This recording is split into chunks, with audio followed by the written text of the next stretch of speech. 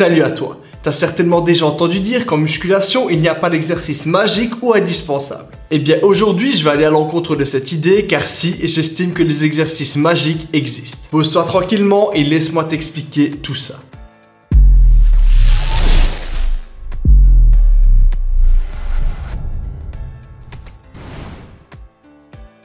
On a pour beaucoup l'habitude de s'entraîner avec les exercices de référence en muscu. Ceux qui sont les plus connus et qui se réalisent généralement avec barre, haltères ou encore à la poulie.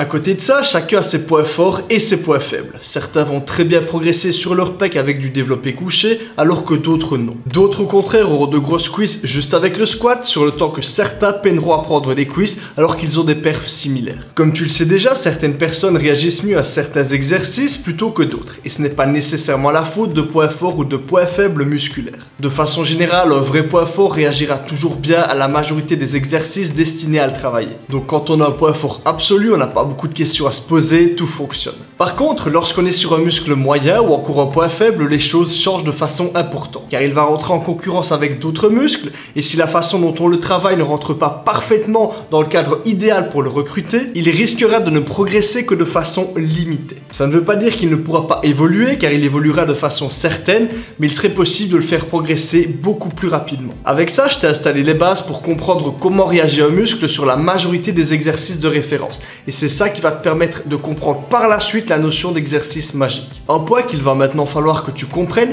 c'est que les charges libres, même si elles sont potentiellement ce qu'il y a de plus intéressant pour évoluer de façon générale, sont très limitantes sur certains points. On ne peut pas avoir tous les angles de travail qu'on veut, la courbe de résistance n'est que rarement adaptée aux muscles qu'on veut cibler, et on peut rapidement être limité par certains facteurs comme sa morphologie, sa technique ou encore sa stabilité. C'est pourquoi lorsque tu as du mal à progresser sur un muscle et que tu ne parviens pas à trouver l'exercice idéal, celui dans lequel tu peux évoluer dans de bonnes conditions parmi les exercices conventionnels, il y a de fortes chances que la solution se trouve sur les machines. Pas parce que les machines sont mieux, ce n'est pas nécessairement le cas, mais c'est parce que dans ta situation, ça peut être la solution. Ça va te permettre de trouver une nouvelle gamme de mouvements que tu ne savais peut-être pas produire avec des charges libres, la résistance sera peut-être plus adaptée à la zone que tu veux cibler. Si tu comprends également un petit peu où je veux en venir, il n'existe pas un exercice magique universel pour chaque muscle, mais plutôt une catégorie d'exercices qui serait plus adapté à travailler une zone ciblée par rapport à un individu précis. Ce qui influencera donc tout ça, c'est la morphologie et les capacités de chacun. Je vais maintenant te donner quelques exemples pratiques avec mon cas à moi. J'ai toujours eu du mal à prendre des dorsaux. Pourtant, j'avais de grosses perfs dessus. J'ai déjà passé 10 tractions lestées avec 40 kg. Lorsque je faisais des tractions, je ne me sentais pas très à l'aise sur le mouvement. Mes épaules semblaient instables.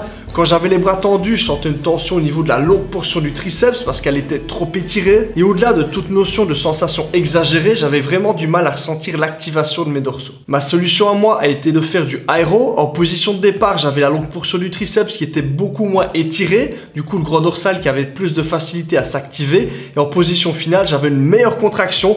Du coup, une meilleure activation également du grand dorsal. Il ne m'a pas fallu très longtemps pour me rendre compte que mes dorsaux ont plus progressé en quelques mois sur du aéro qu'en plusieurs années sur des tractions. Pour continuer la liste, j'ai toujours eu du mal à prendre des ischios. C'est d'ailleurs une des raisons pour laquelle je me suis blessé au niveau du bas du dos quand je faisais du squat. Pourtant, j'étais très fort au squat, très fort au deadlift et très fort également au Romanian deadlift. Ma solution dans ce cas-ci, ça a été le hip thrust. La courbe de résistance, le mouvement au niveau des différents segments a permis un bien meilleur recrutement chez moi de la zone. Pour les pecs, je pense que tu es au courant, mon exercice magique, ça a été le développé décliné. Ensuite, après ça, je suis passé sur machine, ce qui m'a permis d'optimiser encore un petit peu plus la chose. Pour terminer, je peux te parler de ma courte portion du biceps. Donc de façon générale, j'ai toujours eu des biceps corrects, mais c'était surtout ma longue portion qui était énorme et mon brachial. À côté de ça, ma courte portion, elle ressemblait pas à grand chose. Ma solution ici, et elle est tombée un petit peu par hasard, c'était de faire des curls avec ma machine à haut de pec. Étant donné que la machine permettait une trajectoire circulaire, je me suis dit tiens, pourquoi pas essayer ça avec des curls. Et là, c'était dans le mille, c'est parfaitement ce qu'il me fallait pour ma courte portion, étant donné que j'avais une trajectoire idéale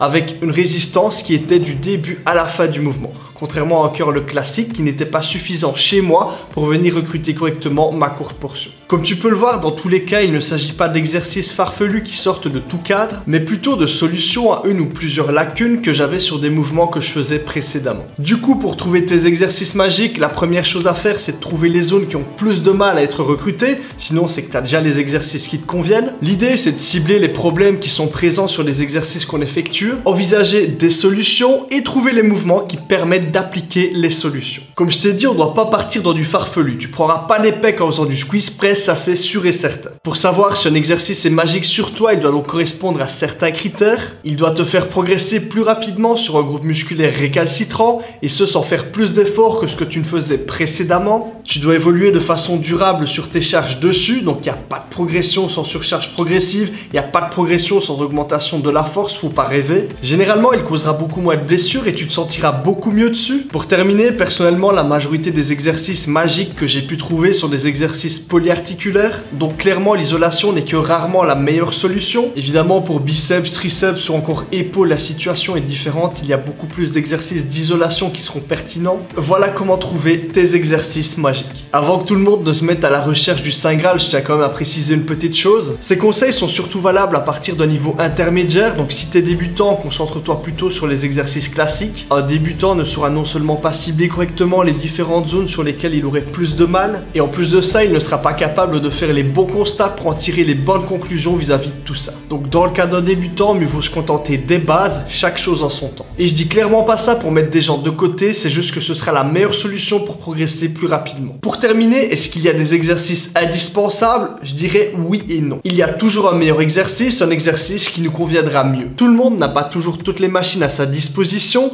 il faudra toujours faire face à certaines contraintes, donc l'idée c'est de faire au mieux avec ce qu'on a. Quelqu'un qui s'entraîne en salle aura accès à certaines machines, ce sera peut-être pas les meilleures, mais il pourra peut-être un petit peu détourner leur utilisation pour en faire quelque chose de mieux. Certains qui s'entraînent en home gym ne peuvent par exemple peut-être que s'entraîner avec charge libre. Dans ce cas-là, si on ne parvient vraiment pas à trouver la solution avec les moyens du bord, pourquoi pas pour une zone ciblée, si elle pose vraiment problème, investir dans une machine qui pourrait convenir? Des solutions, il y en a partout, le tout est de faire en fonction de ses moyens et de s'adapter au mieux. Dis-moi en commentaire si tu as déjà trouvé certains exercices magiques et si oui, lesquels. Si tu as apprécié la vidéo, n'hésite pas à me laisser un pouce bleu et à t'abonner. Pour toutes les demandes de coaching personnalisé, c'est sur mon site kilianhagen.be. Je ferai en sorte d'optimiser tes entraînements, ta diète et te faire prendre les bonnes décisions. L'objectif, c'est que tu progresses dans les meilleures conditions. Et moi, je te dis à la prochaine.